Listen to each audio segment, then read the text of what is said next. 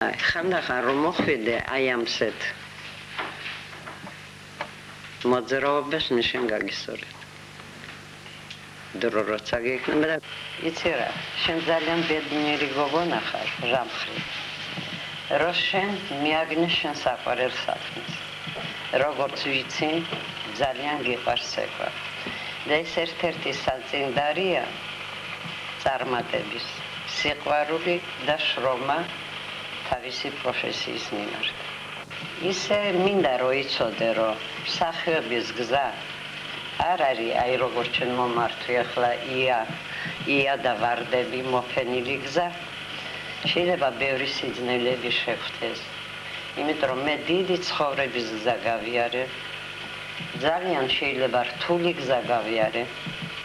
მაგრამ ჩემი ბედნიერება იყო ის, რომ მე ძალიან მიყვარდა ჩემი პროფესია და სწორედ ამ სიყვარულმა გადამატანა ბევრი სიძნელეები, რომელიც მე შეხვდა გზაზე. როგორც შენ დასაწყისში მე ვსწავლობდი ხორეოგრაფიას. მაშინ არ იყო ხორეოგრაფიის სასწავლებელი, იყო სტუდია. იყო ძალიან კარგი პედაგოგი ტერინი, რომელსაც ჩემი თაობა უნდა იხსენებდეს დიდი პატივისცემით და სიყვარულით. მასთან სწავლობდა ვახტანგ ჭაბუკიანი, ლალა ჩიკვაიძე, მარუსე, ბევრი ძალიან ნიჭიერი ხალხი.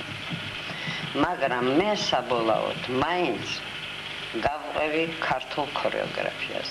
აი შენი მიზანი, შენი სიყვარული, რომელ მხარესკენ არის უფრო მეტი? ქართული ცეკვის მიმართ.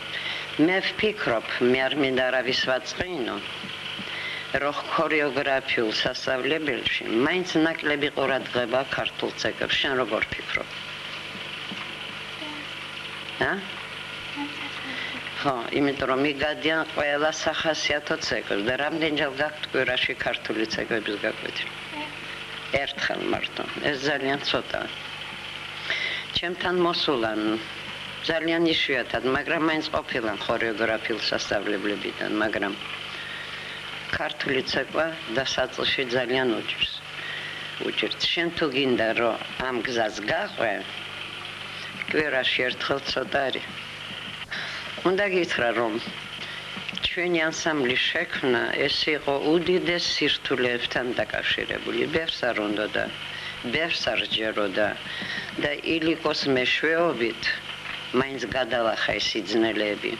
შენ იცი რომ იმ დროს ეს ომის დრო იყო კიდე, რამდენად უნდა ყოფილიყო იმ ხალხის სიყვარული თავის საქმის და პროფესიის მიმართ, რომ უჯამაგიროთ მუშაობდნენ.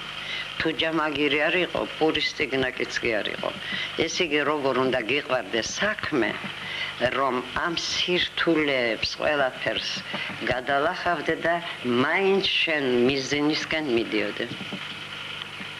გისურვებ შენ დიდ წარმატებას. იცოდე რომ მე ყოველთვის თუ შენ რამე დაგჭირდა, მზად ვარ, დაგეხმარო. თუ გინდხანდახან როცა დრო მექნება მოხვიდე, სწორედ ამ ქართულ ცეკვების შესასწავლად, თუ რაიმე გასასწორებელი იქნება, დიდი სიამოვნებით მე შენ დაგეხმარები.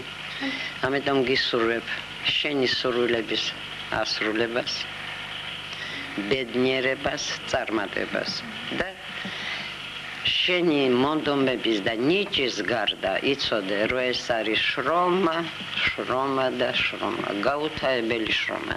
აი ჩვენი ანსამბლი უკვე რო იტყვიან სახელგანთქმული უხერხულია რომ მე ვამბობ ამას, ყოველდღიურად ჩვენ 5-6 საათი მუშაობთ, არ ვიმუშაებთ, არ იქნება ის რაც არის. ამიტომ გისურვებ შენ წარმატებას, შენ ნიჭთან ერთად დიდ შრომას.